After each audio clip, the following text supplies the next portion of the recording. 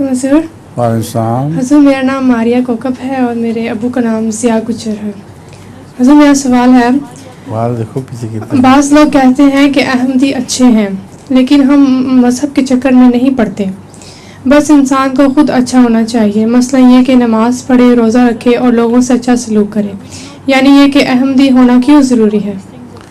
اس لیے کہ حضرت رسول کریم صلی اللہ علیہ وسلم نے پیشگوئی فرمائی تھی کہ مہدی پیدا ہوگا اور مہدی کے نشانات جو تھے وہ بھی پورے ہو گئے، تو اس مہدی کو نہ ماننا یہ اللہ تعالیٰ کے حکم کا انکار ہے۔ اس لیے باقی نیکیاں کوئی کام نہیں آتی جب تک وقت کے امام کو نہ مانا جائے۔ حضرت مسیح موعود علیہ السلام کو ماننا اس لیے بھی ضروری ہے کہ حضرت صلی اللہ علیہ وسلم نے فرمایا کہ جب مہدی ظاہر ہو تو تمہیں برف کے پہاڑ پر گھٹنوں کے بل بھی جانا پڑے تو جاؤ اس کو میرا سلام کہنا۔